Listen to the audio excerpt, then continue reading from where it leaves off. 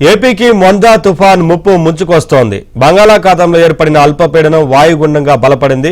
సోమవారం ఉదయానికి తుఫాను బలపడనుంది. ఇది ఎల్లుండి సాయంత్రం లేదా రాత్రికి మచిలీపట్నం, కళింగపట్నం మధ్య కాకినాడ వద్ద తీరం దాటుతుందని ఐఎండీ తెలిపింది. ఇప్పటికే సముద్రం అల్లకొల్లోలంగా మారింది.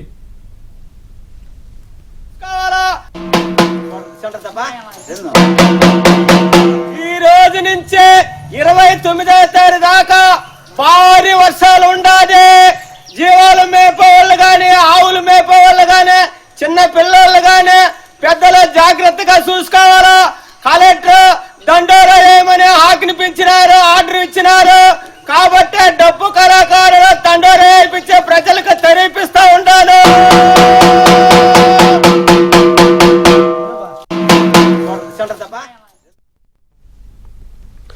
తుఫాన్ నేపథ్యంలో ఏపీ ప్రభుత్వం అప్రమత్తమైంది. అధికారులతో హోంమంత్రి అనిత సమీక్ష నిర్వహించారు. అన్ని శాఖల అధికారులు అప్రమత్తంగా ఉండాలన్నారు. అలాగే తుఫాను ప్రభావిత జిల్లాలకు ప్రత్యేక అధికారులను నియమించారు.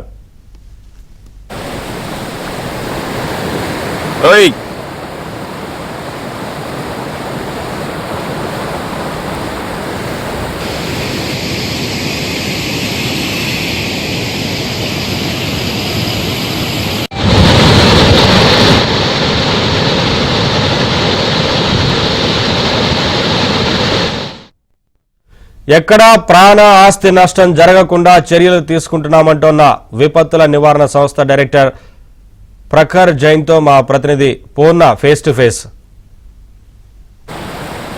తుఫాను తీసుకోవాల్సిన జాగ్రత్తలు ఏ విధంగా ఉండబోతున్నాయి అనే దాని మీద మనతో మాట్లాడడానికి ఏదైతే డిజాస్టర్ మేనేజ్మెంట్ ప్రకారం జైన్ మనతో ఉన్నారో ఆయన సార్ ఎలా ఉండబోతుంది, ఎక్కడ హిట్ అవ్వబోతుంది, దాన్ని మీరు ఎలా చూడబోతున్నారు? మనకు వచ్చిన ఫోర్కాస్ట్ ప్రకారంగా ఈ తుఫాన్ కాకినాడ జిల్లాల్లో హిట్ అవుతుంది. ఇది కొంచెం ఎక్స్పెక్టెడ్ పాత్ ఉంది. ఇటువైపు కాకినాడలో రకరకాలంగా పీఠాపురం దగ్గర, ఉప్పాడ అవి అన్ని గ్రామాల దగ్గరే హిట్ అవుతుంది. అది మన ఎక్స్పెక్టేషన్. దానికి 28th నైట్ దాకా పడుతుంది. అంటే విండ్ స్పీడ్ ఎలా ఉండబోతుంది? విండ్ స్పీడ్ చూడండి, ఇది 50 knots ఉంది.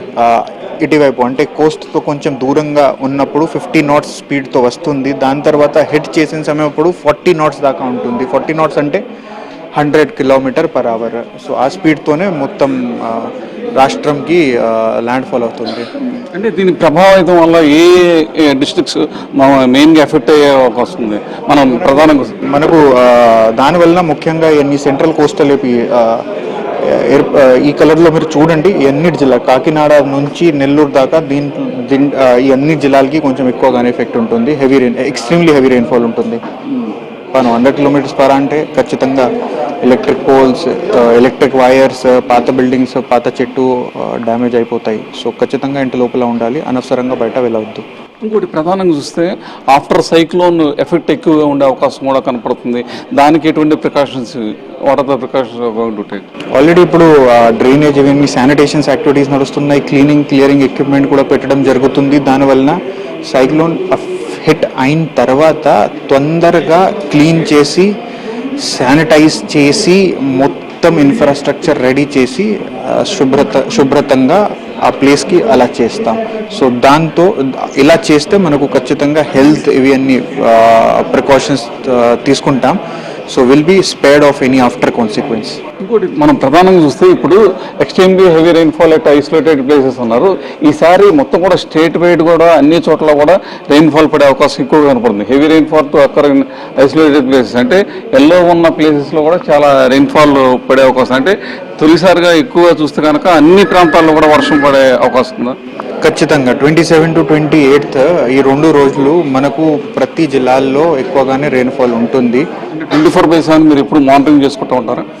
ఎప్పుడు స్టేట్లో ఆర్టీజీఎస్ పార్ట్తో ఎస్టీఎంఏ తరఫున 24/7 ఇక్కడ మానిటర్ చేస్తాం. అలాగే జిల్లాల్లో కూడా ఒక 24/7 ప్రతి జిల్లాల్లో కూడా 24/7 మానిటరింగ్ రూమ్ ఓపెన్ చేయడం జరిగింది. మనకు టోల్ ఫ్రీ నంబర్స్ కూడా ఉన్నాయి, 112-1070. దీని ద్వారా కూడా మీరు ఇన్ఫర్మేషన్ ఇవ్వచ్చు. ఖచ్చితంగా దగ్గర ఉన్న గవర్నమెంట్ ఫంక్షనరీకి చెప్పి యాక్షన్ తీసుకుంటాం. మొత్తం చూడొచ్చు, రెడ్ కలర్ ఉన్న ఏరియాలో అయితే బాగా అంటే ఎక్స్ట్రీమ్లీ హెవీ రెయిన్ఫాల్ పడే అవకాశం ఉన్న ప్రాంతం అనమాట. ఎందుకంటే మొత్తం చూడొచ్చు, ఇక్కడ మన ఇటు కృష్ణా నుంచి అటు శ్రీకాకుళం వరకు మొత్తం కూడా రెడ్ కలర్, అంటే ఎక్కువ ఎక్స్ట్రీమ్లీ హెవీ రైన్ఫాల్, అంటే బాగా తుఫాన్ ప్రభావిత ప్రాంతాలుగా ఉండే ప్రాంతాలని చెప్పవచ్చు. అయితే ఈ ఆరెంజ్ కలర్ ఉన్న మాత్రం అయితే అక్కడ భారీ వర్షాలు పడే అవకాశం ఉందని చెప్పి కూడా ఐఎండీ చెప్తుంది.